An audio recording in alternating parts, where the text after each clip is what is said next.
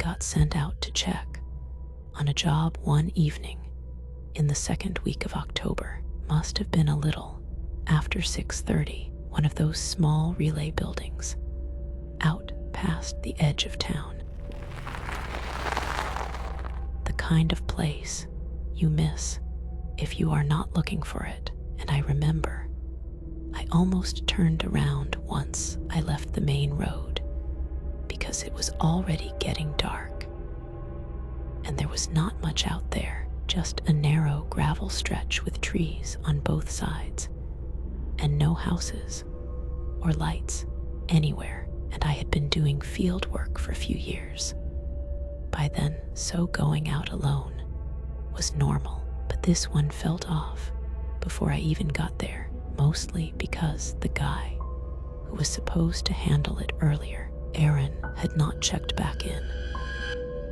And that was not like him at all. He always closed jobs out, even if it ran late. So dispatch told me to go take a look, see what was going on, fix it if it was simple, and call it in. Nothing urgent, just routine. And I remember thinking, if it was actually routine, they would not be sending me out there after dark. But I still went, because that is just how the job works.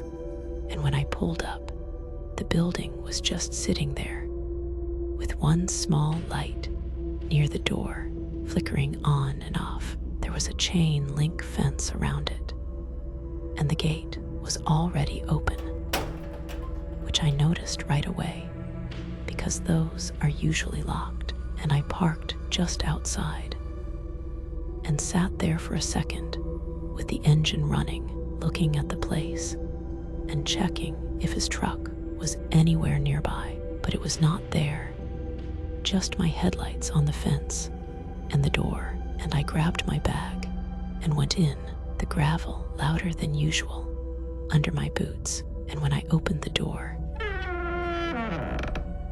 the inside lights were already on, which I did not expect. And the place was small, one main room with racks along the walls and a narrow hallway in the back. And everything looked normal at first. Tools on the counter, a laptop open near the main console. So I walked over thinking maybe he stepped out for a minute and left things running. But the screen had gone dark, like it had been sitting there for a while. And that is when I saw his bag on the floor near the chair, unzipped with his stuff still inside. And I remember I called his name just to check if he was around somewhere, but nothing came back. And the place felt wrong in a quiet way. There was no hum from the units at all. So I moved toward the back hallway to check the panels, thinking maybe he shut something down while working. And as I stepped into that narrow space, I heard a small sound from deeper inside, like metal touching something. Not loud, but clear enough to notice. And I stopped right there and listened, thinking maybe something shifted on its own. But then it happened again. And it sounded a little closer, and I set my bag down without really thinking about it, just so my hands were free. And I took a step forward and looked down the hallway, and the door at the far end was slightly open. And I figured he might be in there, maybe dealing with something, or maybe he slipped or got hurt. So I walked up and pushed the door open a bit more, and the room inside was dark, except for a low light near the floor, just the racks and cables, nothing else in there. And I noticed one of the panels open, like someone had been working on it. And I stepped in another step, and that is when I heard something behind me in the hallway, like just outside the room. And I turned right away, but I could not see anything from where I was standing, just the hallway and the light from the main room far down the other end. And I called his name again, a little louder. Still nothing.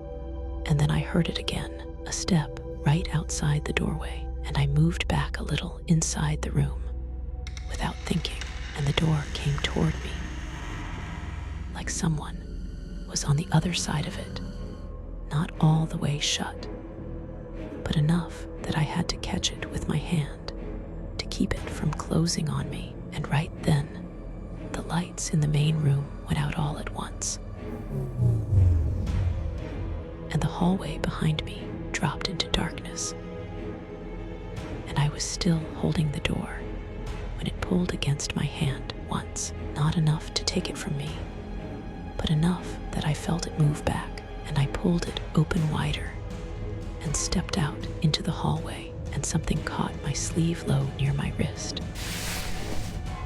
and held on, not just brushing this time. It stayed there long enough that I had to yank my arm back to get free, and I felt the fabric stretch before it slipped loose, and I hit the wall with my shoulder and kept moving, and I could hear movement behind me in that hallway now, and I did not turn around.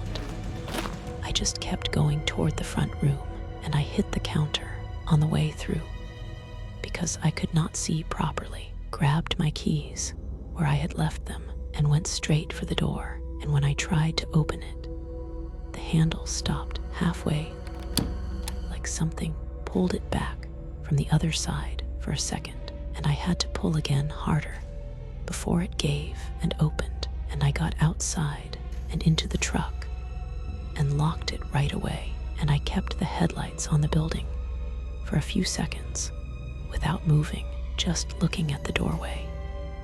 And then I saw it for a moment, something standing back there in the hallway where I had just been, not coming out, just there in the dark. And I did not wait after that. I pulled out and drove straight back to the main road and called it in from there. And the next day, they told me Aaron still had not checked in, and when they sent someone else out during the day, they found his bag where I saw it, and his tools laid out, and the panel still open, but there was no sign of him anywhere in or around that building. And what stuck with me was how quiet it was when I walked in, like someone was already inside and just stayed out of sight until I moved into the back.